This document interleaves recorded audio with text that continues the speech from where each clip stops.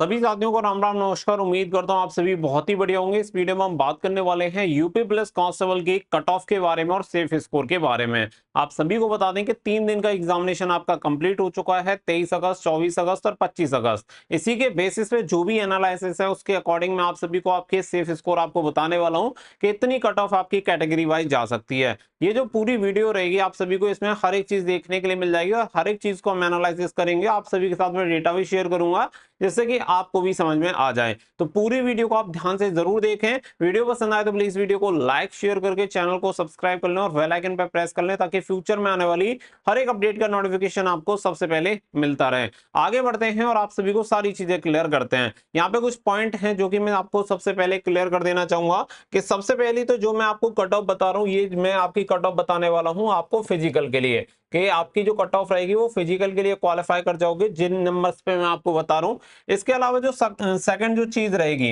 वो रहेगी कि आफ्टर नॉर्मलाइजेशन में आपको ये मार्क्स आपके बताने वाला हूँ, ठीक है। आपको ये जो स्कोर मैं आप सभी को बताने वाला हूं ये आपका आफ्टर नॉर्मलाइजेशन रहेगा, रो मार्क्स आपके नहीं रहेंगे। अब नॉर्मलाइजेशन आपको कितना मिलेगा वो भी हम थोड़ा सा डिस्कस कर लेंगे जिससे कि आपको चीजें समझ में आ जाएं। देखो पेपर का जो लेवल जनरली देखने के लिए मिलता है, किस तरीके से पेपर सेट होता है, आपने अगर ज्यादातर देखा होगा ऐसा रहता है कि इजी टू मॉडरेट रहता है या मॉडरेट टू हार्ड रहता है। लेकिन ये वाला जो पेपर रहा है वो बहुत अच्छे तरीके से सेट किया गया है। सबसे बड़ी बात है कि हर एक शिफ्ट में आपको अलग अलग पेपर देखने के लिए मिला है, वहां पे क्वेश्चंस जो हैं वो रिपीट नहीं हुए हैं। इसके साथ साथ अगर आप पेपर के लेवल की बात करूं तो मैं इसमें पेपर में एक ही चीज कहूंगा कि ये जो पेपर सेट हुआ है बिल्कुल इजी टू हार्ड लेवल का पेपर सेट हुआ है। ना तो मैं इसे इजी टू मॉडरेट कहूंगा ना मॉडरेट टू हार्ड कहूंगा, मैं इसे कहूंगा इजी टू हार्ड, क्योंकि यहाँ पे इजी लेवल के भी क्वेश्चन देखने के लिए मिले, मॉडरेट भी देखने के लिए मिले और यहाँ पे हार्ड क्वेश्चन भी देखने के लिए मिले, ऐसे क्वेश्चन भी देखने के लिए मिले जिन्होंने बच्चों को हिला दिया। तो यहाँ पे हम ये सारी चीजें देख रहे हैं। तो देखो नॉर्मलाइजेशन में अगर मैं मोटा मोटी मानूं तो यहाँ पे 15 से 20 नंबर तक आप सभी को मिलेंगे, क्योंकि जो सभी शिफ्ट हैं वो उनमें कोई बहुत ज्यादा डिफरेंस नहीं आया है। 19-20 का डिफरेंस यहाँ पे हो सकता है। अब यहाँ पे देखो किसी को अपनी शिफ्ट हार्ड भी लग रही होगी या दूसरे की इजी लग रही होगी, वो एक अलग सब्जेक्ट है। लेकिन अगर वास्तविकता में आप देखेंगे तो ज्यादा डिफरेंस आपको देखने के लिए नहीं मिला है, थोड़ा बहुत 10-5% का डिफरेंस आपको देखने के लिए मिलेगा। तो यहाँ पे क्या है कि मैं मानता हूं कि किसी शिफ्ट को 15 नंबर का नॉर्मलाइजेशन मिल जाएगा तो किसी को 20 का या किसी को 18 का, किसी को 17 का, इस तरीके का आपका नॉर्मलाइजेशन रहेगा। अब आगे बढ़ते हैं तो आगे यहाँ पे कुछ और पॉइंट मैं आपको क्लियर करूंगा। तो सबसे पहली बात आप सभी जानते हैं कि इसमें जो पार्टिसिपेट करने वाले फॉर्म भरने वाले कैंडिडेट की संख्या है 50 लाख।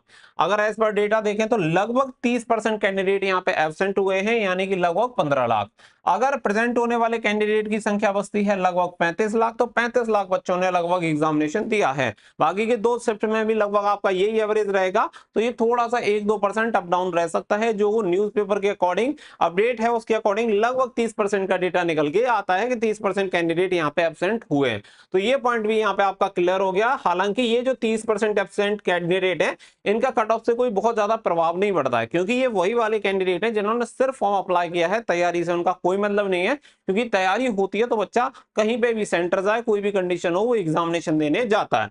अब ये पॉइंट क्लियर हो जाने के बाद यहाँ पे जो पेपर का लेवल आता है वो समझते हैं कि यहाँ पे जो आपका पेपर का लेवल है वो इजी, मॉडरेट एंड हार्ड, यहाँ पे 3 तरीके से आपका पेपर डिवाइड है। तो मैं मानता हूं कि 30% जो लगभग आपका पेपर है वो आपका इजी लेवल का है। ऐसे भी क्वेश्चन देखने के लिए मिले जिन्हें देख के बच्चों को लग रहा था कि इतने इजी लेवल का क्वेश्चन पूछेगा ही नहीं। इसके अलावा अगर मैं मॉडरेट में जाता हूं तो 50% जो आपका पेपर था वो आपका मॉडरेट लेवल का था। ये जो 30% वाला है, जो किसी ने नॉर्मल भी पढ़ाई कर रखी है नॉर्मल तरीके से, वो भी आराम से कर रहा था तो उसे लग रहा है कि पेपर इजी है।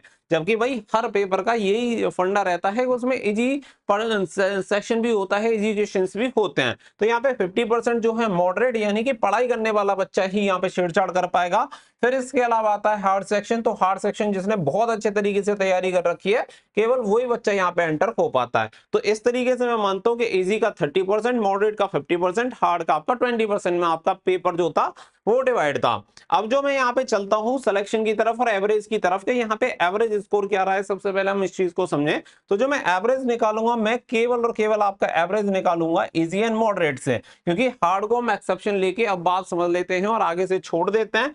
तो मैं समझता हूँ कि यहाँ पे जो पूरा आपका जो वेटेज है वो कितना हो जाएगा 80% इजी एंड मॉडरेट का, और पूरे पेपर का यानी 300 नंबर का अगर आप यहाँ पे निकालते हैं 80%, तो 80% आपका कितना निकलेगा, 240 नंबर आपके निकल के आते हैं। यानी 240 नंबर यहाँ पे हमारे इजी एंड मॉडरेट को लेके हैं।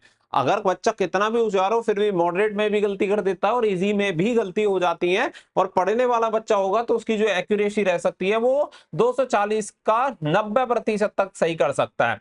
अगर हम 240 का 90% माने तो यहाँ पे आपका निकलता है 216 मार्क्स। ठीक है, 216 मार्क्स जो मैं मानता हूं वो इस पेपर का मानता हूं एवरेज। ठीक है, सभी शिफ्ट का मैं यहाँ पे लेके चल रहा हूं, मैं मान के चलता हूं कि 216 नंबर जिस बच्चे के आ रहे हैं वो एवरेज स्कोर है। 216 का मतलब हो जाता है यहाँ पे अगर हम बात करें तो 108 क्वेश्चन एवरेज में मान के चलता हूं कि 108 इन 3 दिन का जो पेपर हुआ है इसका 108 यहाँ पे एवरेज आपका निकल के आता है। 108 क्वेश्चन, 216 मार्क्स। अब हर किसी का अपना अपना ओपिनियन हो सकता है, जरूरी नहीं है कि मैं हर एक चीज में बिल्कुल सही हूं या हर चीज में गलत हूं। हर किसी का अपना ओपिनियन है तो वो अपने अकॉर्डिंग देख सकता है। लेकिन जो चीजें हैं जिस तरीके से, क्योंकि मैंने हर शिफ्ट को जाके एनालिसिस किया है, हर शिफ्ट में मैं एग्जामिनेशन सेंटर पे पहुंचा हूं, बच्चों से बात की है, पूरे पेपर भी देखे हैं, तो उसके अकॉर्डिंग मैं ये चीजें समझ रहा हूं, तो वही मैं आपको बता रहा हूं कि 216 नंबर 108 क्वेश्चन आपका एवरेज मार्क्स है। अगर आगे बढ़े तो यहाँ पे फिर बात आ जाती है कि इसके अकॉर्डिंग हमारी कट ऑफ कितनी जा सकती है। तो एवरेज मार्क्स जो अप्लाई होगा वो होगा जनरल कैटेगरी पे। अगर आपके 216 नंबर बनते हैं आफ्टर नॉर्मलाइजेशन, जैसा कि मैंने कहा आफ्टर नॉर्मलाइजेशन, ये रो मार्क्स नहीं है। अब मैंने आपको नॉर्मलाइजेशन कितना बताया है, 15 से 20 मार्क्स। अब आप ऐसे मान के चल सकते हो कि अगर आपके रो मार्क्स 200 बनते हैं, ठीक है, रो मार्क्स अगर आपके 200 बनते हैं और आपको 15-16 नंबर का नॉर्मलाइजेशन मिलता है तो आपका फिजिकल के लिए क्वालिफाई हो सकता है। ये यहाँ पे आपकी बात हो गई जनरल कैटेगरी मेल कैंडिडेट की। इसके अलावा अगर मैं ओबीसी की तरफ चलूं तो मैं समझता हूं कि लगभग आपका 212 के समथिंग, 212 मार्क्स अगर आपके ओबीसी कैटेगरी में आ रहे हैं तो आपका यहाँ पे बात बन जाएगी। ईडब्ल्यूएस कैटेगरी में मैं 210 नंबर मान के चलता हूं, और वहीं पे एससी कैटेगरी में मान के चलता हूं 195। और वहीं पे अगर हम बात करें कि आपकी एसटी कैटेगरी, तो एसटी कैटेगरी में लगभग 180 नंबर अगर आपके आ रहे हैं तो आपका सिलेक्शन होने का चांस रहेगा फिजिकल के लिए। तो ये आपकी कट ऑफ है मेल कैटेगरी की। General 216, OBC 212, EWS 210, SC 195, ST आपका 180। यहाँ पे अगर आप देखेंगे तो यहाँ पे एवरेज जो बढ़ा हुआ दिख रहा है वो कहीं ना कहीं एससी कैंडिडेट का दिख रहा है और एसटी का, क्योंकि देखो यहाँ पे कंपटीशन अब कम नहीं रहा है, डे बाय डे यहाँ पे कंपटीशन आपका इंक्रीज हो रहा है, जैसे कि फीमेल कैटेगरी में भी आपका कंपटीशन इंक्रीज हो रहा है। अगर ये जो पेपर का लेवल इतना बढ़िया नहीं होता तो ये आपको कट ऑफ और भी ज्यादा हाई देखने के लिए मिलती।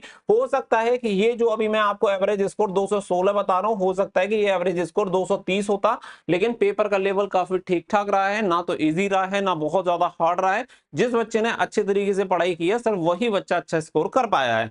अब यहाँ पे अगर हम इससे आगे बढ़े तो देखो फीमेल की तरफ मैं चलता हूं, तो फीमेल की केवल एक कट ऑफ सभी के लिए, सभी कैटेगरी में। तो मैं मान के चलता हूं कि अगर आपके लगभग 195 से लेके अप्रोक्स 200 के बीच में अगर आपके नंबर बनते हैं आफ्टर नॉर्मलाइजेशन तो आपका फिजिकल के लिए क्वालिफाई हो सकता है।